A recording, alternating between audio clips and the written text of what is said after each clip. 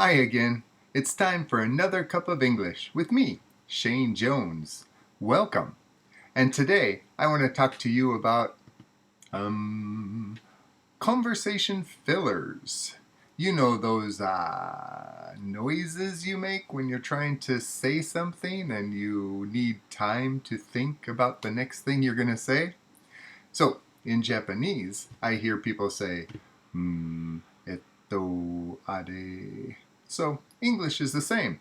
We say, and things like that while we're thinking. So, to show you what I mean, I'm going to tell you a little story about my childhood, and I'll throw in some fillers to use as examples. Okay? So, here we go. When I was young, when I was a kid, I grew up in the suburbs of Minneapolis, Minnesota. And I grew up in a great place to be a kid. I had wonderful times.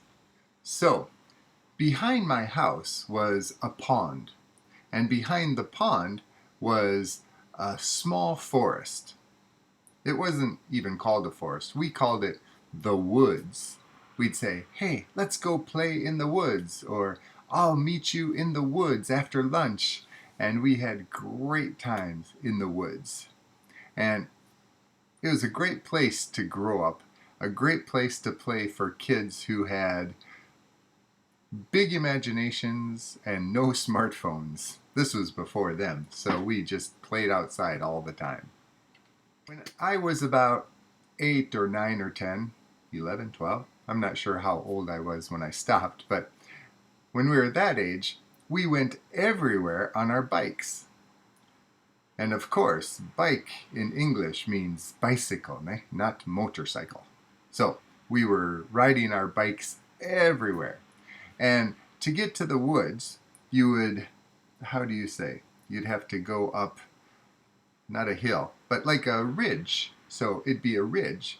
And this ridge, you'd ride up, and it went around two sides. Like, maybe I'd do it this way.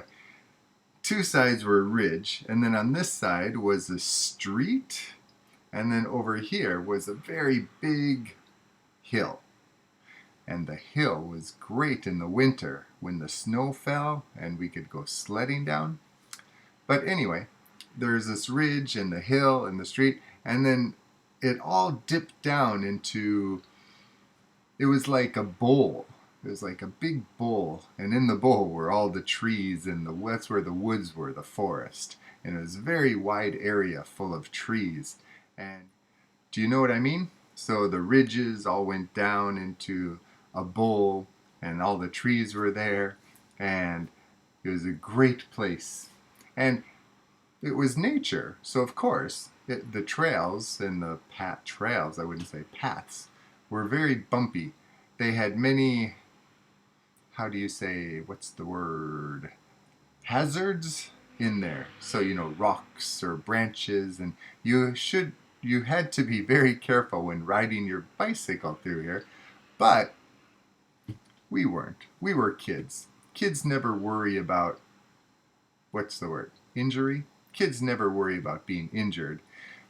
Kids bounce. So, I mean, if we hit a rock and fell off our bike, you just stand up and put the chain back on and keep going. So, we would build what do you call it?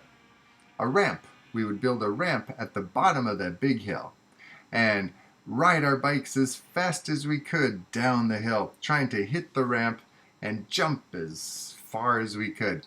And there would always be one person who would be the, how do you say, what's the word?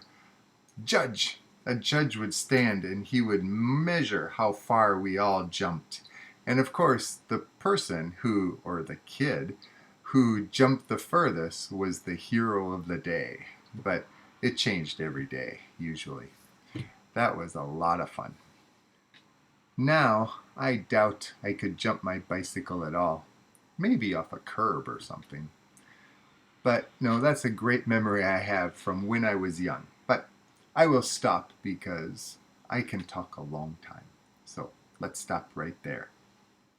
So Anyway, some of the conversation fillers I used in that story were, um, hmm, so let me see.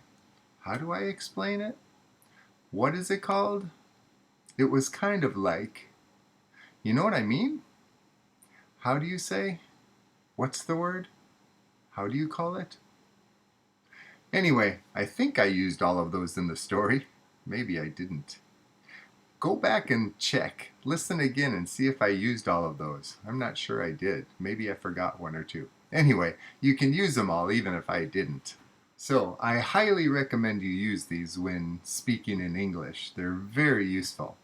And another one that I didn't use today was, I'm not sure how to say that in English, or how do you say that in English?